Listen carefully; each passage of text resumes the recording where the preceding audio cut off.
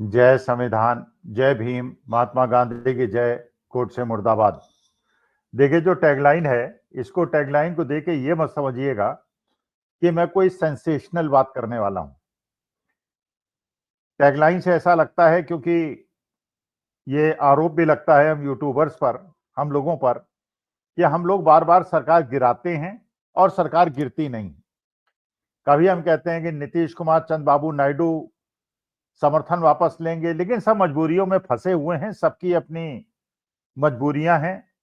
बिहार के, आंध्र प्रदेश के एकनाथ शिंदे, अजीत पवार तो खैर अब बेचारे स्वर्गीय हो गए, लेकिन राजनीतिक जीवन तो ये जितने लोग हैं जो आज भारतीय जनता पार्टी के साथ हैं, इनका खत्म होगा ही होगा, आज नहीं तो कल होगा। ये मैं विश्लेषण के आधार पर कह रहा हूं, राजनीतिक जीवन। बाकी इन्हें लंबी उम्र दे भगवान से, ये मेरी कामना है। लेकिन असल में जो हमारे यहां कहा जाता है, भारतवर्ष में कहा जाता है, जब अच्छा समय आता है तो चारों तरफ से अच्छी सूचनाएं मिलती हैं, और जब खराब समय आता है तो चारों तरफ से खराब सूचनाएं मिलती हैं, और एक साथ परेशानियां भी आपको घेरती हैं और अच्छे समय में अच्छी सूचनाएं भी आपको घेरती हैं। अगर आप 15-20 दिनों का पिछला विश्लेषण कर लें तो आपको यह पता चलेगा कि वो हमारे देश के प्रधानमंत्री मोदी जी, जो 11 साल से निर्विवाद रूप से गोदी मीडिया के माध्यम से, अपने भक्तों के माध्यम से ये जनमानस के दिमाग में बैठाने के लिए सफल हो गए थे कि वो विश्व गुरु हैं और पूरे विश्व में उनका डंका बोलता है। सही था या गलत, ये अलग अलग विश्लेषण है। जो उनके समर्थक कहते हैं कि वो विश्व गुरु हैं, पूरे विश्व में अंदर उनकी तूती बोलती है और कोई भी देश उनके बिना कोई निर्णय नहीं लेता, और उन्होंने रूस और यूक्रेन का भी युद्ध रुकवा दिया। और जो वो कहते हैं, सब लोग, बड़े बड़े नेता, और ऐसी फोटो भी आपने देखी होंगी, क्योंकि आप देखते हैं जब कहीं भी कोई इस प्रकार का कॉन्क्लेव होता है, मीटिंग होती है, तो कभी कभी ऐसे दृश्य सामने आते हैं जैसे लगता है जब कोई बोलता है तो बाकी लोग उसको ध्यान से सुनते हैं, लेकिन उसको फोटोग्राफी के माध्यम से ये दिखाने का प्रयास हुआ जैसे डोनाल्ड ट्रंप, शी जिनपिंग और पुतिन उनकी बात सुनते हैं और मोदी जी विश्व गुरु हैं। खैर, अच्छी खबरें आती रहीं, गोदी मीडिया सफल होता रहा, गोदी मीडिया खुलकर ये बताता रहा कि देश की आर्थिक स्थिति बहुत अच्छी है, विदेश नीति हमारी बहुत अच्छी है। और हर बार उन्होंने सेना के पीछे छिपकर, सेना के आड़ लेकर देश की जनता को ये बताने का प्रयास किया, क्योंकि सेना के बड़े बड़े अधिकारी कोई बात कह रहे हैं तो वो सच है, और जो भी इसमें प्रश्न चिन्ह उठाता है वो राष्ट्र विरोधी है और सेना का अपमान कर रहा है, चाहे वो सर्जिकल स्ट्राइक की बात हो, चाहे ऑपरेशन सिंदूर की बात हो। लेकिन अब देखिए, पिछले 15-20 दिन के अंदर चारों तरफ से ऐसी ऐसी घटनाएं और ऐसी ऐसी सूचनाएं मिल रही हैं जिससे कि गोदी मीडिया सकते में है और भक्त सकते में है। अब छिपाएं तो कब तक छिपाएं, कब तक जनता तक बात ना पहुंचने दें। और मुझे ऐसा लगता है कि ये जो बात अब हुई है कि पहले यूरोपियन यूनियन और भारतवर्ष के बीच में एक फ्री ट्रेड एग्रीमेंट हुआ, और अब अमेरिका और भारत के बीच में कहा जा रहा है कि एक फ्री ट्रेड एग्रीमेंट हुआ, जो कि डोनाल्ड ट्रंप ने अनाउंस किया। लेकिन भारत ने अभी तक हमारे देश के प्रधानमंत्री महोदय की तरफ से न ये कहा गया कि उन्होंने फोन किया था, किसने फोन किया था, किसको फोन किया था, क्यों फोन किया था, और फ्री ट्रेड एग्रीमेंट की टर्म्स एंड कंडीशन क्या है, ये भारत का पक्ष अभी तक नहीं पता चला है। और अगर आप गोदी मीडिया को सुनेंगे तो ये पता चलेगा कि अभी तो उसका अध्ययन हो रहा है, वो बताएंगे। अरे भाई, जो एग्रीमेंट अगर हुआ है, जिन बिंदुओं पे भी सहमति हुई है, वो जनता को बताकर जनता को उसको विश्लेषण करने का अधिकार देना चाहिए। गोदी मीडिया भी अपना विश्लेषण करे, हम यूट्यूबर्स भी अपना विश्लेषण करें, लेकिन उसके बारे में पीयूष गोयल बड़े क्रोध में, उन्होंने एक प्रेस कॉन्फ्रेंस की, उन्होंने बताया कि सब लोग ये बकवास कर रहे हैं और ये एक प्रकार से, अब क्या नाम इसको दें, यूरोपियन यूनियन के साथ हुई ट्रेड डील को तो मदर ऑफ ऑल डील्स कह दिया, अब कुछ लोग इसको फादर ऑफ ऑल डील्स कह रहे हैं, जो भारत और अमेरिका के बीच में हुई। लेकिन जो ये पहले तो 3-4 घटनाएं जो घटी, जो दिखाते हैं कि मोदी जी के ऊपर परेशानी के बादल मंडरा रहे हैं। पहली घटना तो घटी जब एप्स्टीन फाइल में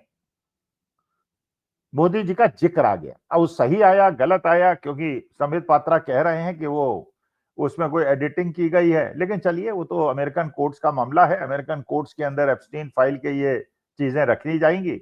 और ये भी बताया जा रहा है कि उसमें एक बार नहीं, इस तरह की बहुत सारी घटनाएं हैं जो धीरे धीरे जिसकी परतें खुलेंगी।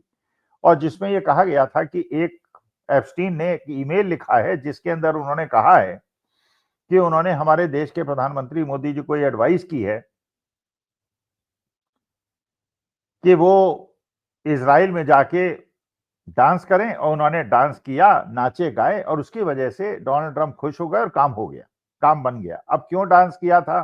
क्या उसमें डोनाल्ड ट्रंप क्यों खुश हुए थे, ये तो बात की विस्तार की बात है। ये तो डोनाल्ड ट्रंप बता सकते हैं या मोदी जी बता सकते हैं, या मोदी जी ने डांस किया भी थे नहीं किया था, हम तो इसकी पुष्टि नहीं कर सकते। ये बात तो खुद मोदी जी बता सकते हैं, लेकिन शायद वो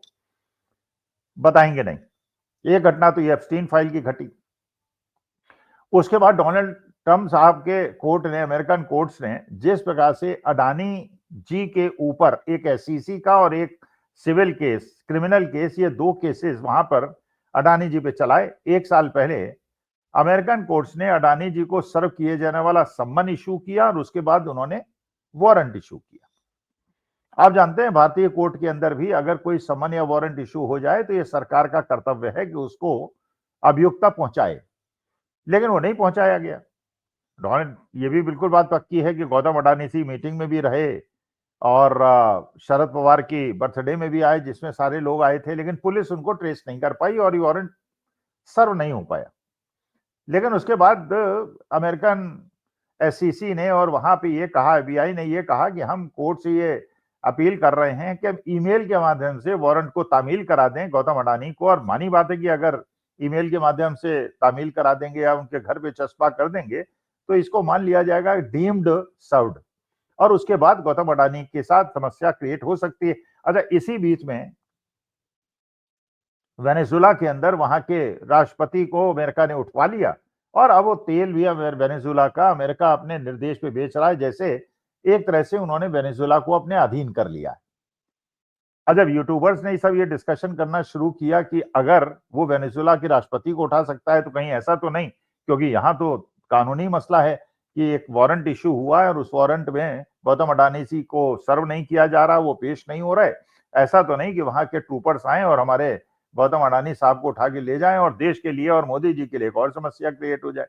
खैर, अडानी जी के वकील वहां पे अपीयर हुए और वो वकील अपीयर हुए जो कि डोनाल्ड ट्रंप के भी बहुत सारे केसेस लड़ चुके हैं और अच्छे वकील हैं, प्रतिष्ठित वकील हैं। और उसके बाद उन्होंने 6 महीने का टाइम वहां पे मांग लिया। चलिए, 6 महीने के लिए बला टकी।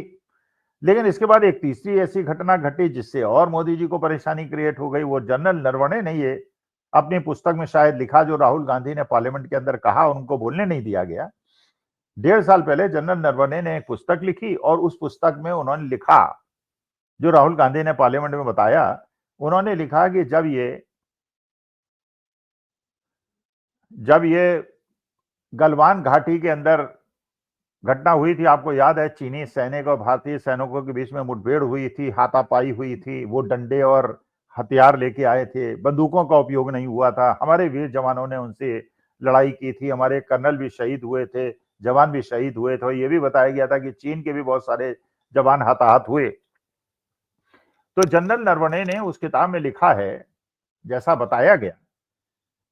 कि जब नरवणे साहब ने फोन किया राजनाथ सिंह को कि साहब ये बताइए कि चीनी सेनाएं आगे बढ़ती चली आ रही हैं, बताइए हम करें क्या।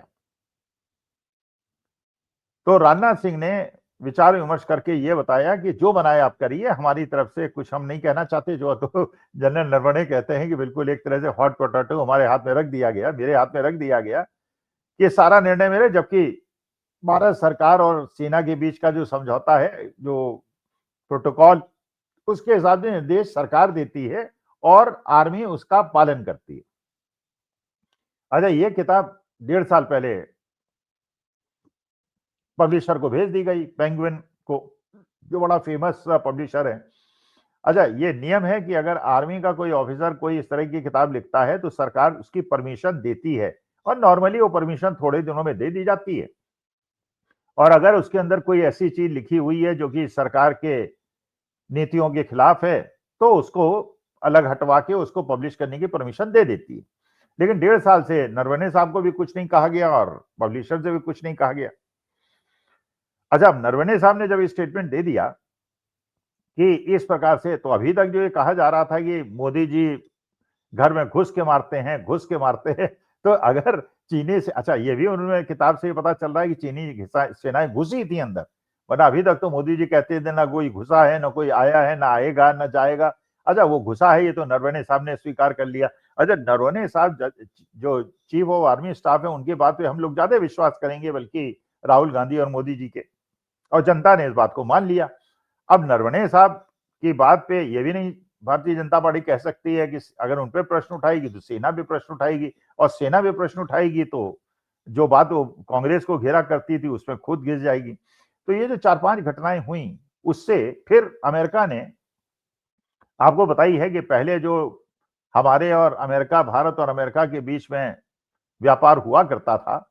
उसमें हमारा ट्रेड सरप्लस था, हम ज्यादा निर्यात करते थे बल्कि आयात के। अच्छा, जो माल हम अमेरिका को भेजते थे उसमें अमेरिका कम टैरिफ लगाता था, और अमेरिका जो हमारे यहाँ ज्यादा सामान भेजता था उसमें हम ज्यादा टैरिफ लगाते थे। इसका मतलब अमेरिका से जब आयात हम कोई चीज करते थे तो उसमें हमें ज्यादा कस्टम ड्यूटी मिलती थी, और जब अमेरिका हमारे यहाँ से सामान मंगाता था तो वो कम कस्टम ड्यूटी लेता था, वो कम टैरिफ लेता था। अब सवाल यह है कि आज तक, अभी तक, जब तक ये नया टैरिफ अमेरिका ने नहीं लगाया था, जो पूरे विश्व के अंदर डोनाल्ड ट्रंप ने आके लगा दिया, उस समय तक भारत जब अमेरिका से कुछ चीज आयात करता था तो उसमें हम टैरिफ लेते थे करीब करीब ऑन एन एवरेज करीब 30% का। अच्छा, जो अभी डोनाल्ड ट्रंप ने एक ट्वीट कर दिया, उन्होंने कहा कि 6 महीने से जो ये ट्रेड डील की बात चल रही है, 1 साल से चल रही है, उसमें समझौता हो गया। मोदी जी का फोन मेरे पास आया था, मैंने सहमति जाहिर कर दी, और मोदी जी ने कहा है कि अमेरिका से भारतवर्ष की आने वाली हर चीज पर 0% टैक्स होगा, और इसके अंदर agricultural products, horticultural products, floricultural products, ये सारी चीजें भी शामिल हैं। इसका मतलब ये है कि जिस चीज पे टैक्स बहुत ज्यादा होता था और जिसको रेस्ट्रिक्टेड आइटम करके भारत इंपोर्ट नहीं करता था, जिससे भारतीय किसानों का नुकसान ना हो, अब वो 0% टैक्स पे अगर आएंगे, और अमेरिका के अंदर उत्पादन बहुत ज्यादा है और वहां के किसानों को फायदा पहुंचाने के लिए वो सब्सिडाइज भी उसको अमेरिका कर सकता है, तो भारत के अंदर अमेरिका की फल, अमेरिका के अखरोट बादाम, वहां के मक्का और कपास, ये भारत के अंदर डंप हो जाएंगे। यहाँ इंडस्ट्रीज को सस्ते दाम पे चीजें जरूर मिलेंगी, लेकिन भारत का किसान बर्बाद हो जाएगा। अब सवाल ये उठता है कि डोनाल्ड ट्रंप ने तो ये कह दिया,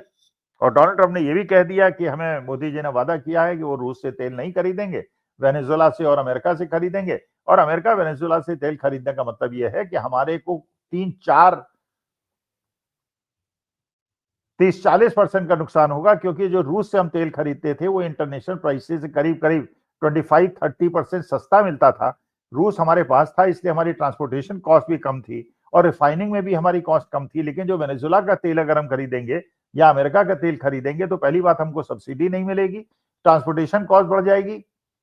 और उसकी रिफाइनिंग कॉस्ट बढ़ जाएगी, क्योंकि वेनेजुएला से आने वाला तेल जो है वो भारी तेल है।